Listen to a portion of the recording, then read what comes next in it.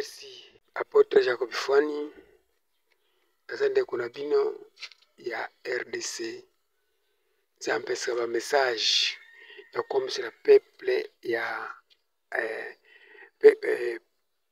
peuple RDC, peuple Afrique, peuple monde. Zamba lobela makambo bili nazokoma na ba livre.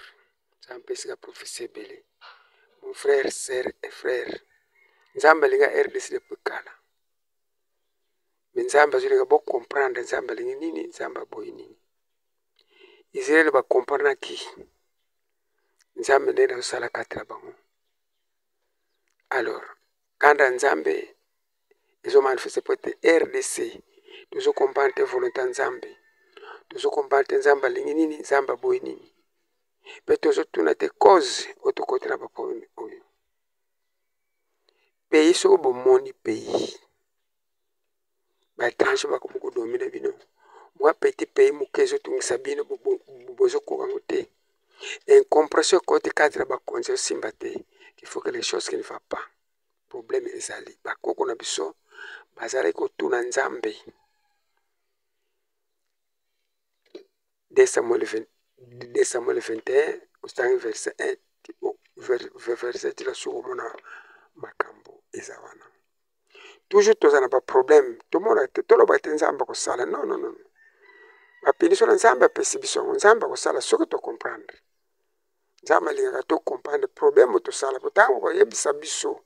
Moi tozo ko suna ba erreur na ezati. Tozo mona. Ba me paibe ko fana biso na kita bukonji. Tozo mona o tozo mona. Mais tozo mona ngo normal. Deuxième, ba prophète ya musika ya mindele bazo profiter makambo za RDC. Ba prophète ya musika ba paye Afrique bazo profiter makambo RDC sur le RDC. Les prophètes mon côté RDC a profiter za makambo RDC a tele mazuru vombo kena barado bokena sala ba polémique. Mais pas sur les quatre bino botique pesa za mikanda. Bozo tale rere moni no pasteur, mais pas sur un pays na yo. Pasi oyo bakonzi bazo kokatelelo ba détourner makambo bela bucha mukonzi bosimbite.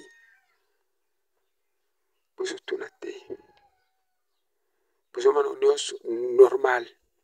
Nzamba lobi alinga zongo sa motema. Nzamba lobi alinga azongo sa motema. Alinga zongo sa motema.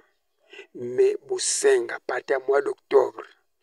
Chrétien mutu nyonso za RDC wose susika na pena mois d'octobre. Faut ba mabonde makasi. Nzamba lobela azwa vision. Senga Nzamba lobela yo vision kozwa. Koloba tele okena ba television ke wapi. Soko lingi onga penza mapesa do ya ba vision bele na compte ezali kometa la vision ju. To contribuer ba vision Nzamba koloba nini.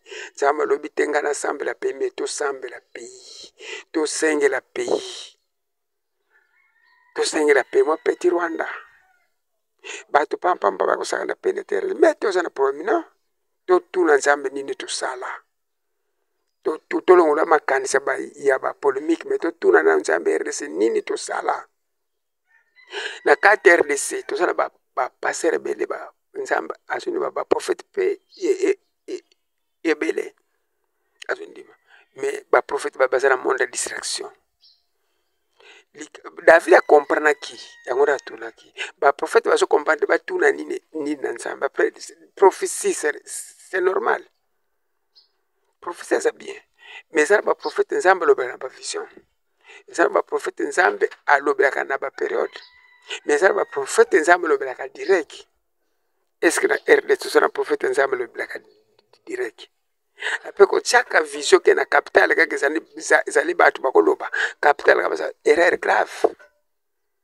Après on dit maka plus ba prophète le banda mais makambona ba prophète le banda bazuru basoko botuni ba prophète muso bazana RDC ba l'équipe plus poussé ba prophète le banda. Nzamba linga kangola RDC. Contribution à la prière, contribution à la vision, contribution à la parole, contribution à le cambo oyo. Aux audio, au CPD, na compte na pe comment. toyeba ke yo mpe ozocontribue na kati ya programme oyo, toyeba ke yo mpe ozocontribue opesa so courage nazoprofite naso lobeli na ebele mopesanga courage meme bozo eme me bokomaka mpe nayeba bozolana mpe naza mpe na courage. Nzambe asengi prière mois d'octobre, délivrance RDC. À partir d'octobre, tibikolo ya tokomona des changements makasi na RDC. Mais tosenga nzamba sana bino na kopesa so ba audio mususu. Mais bo combattre na audio. Merci.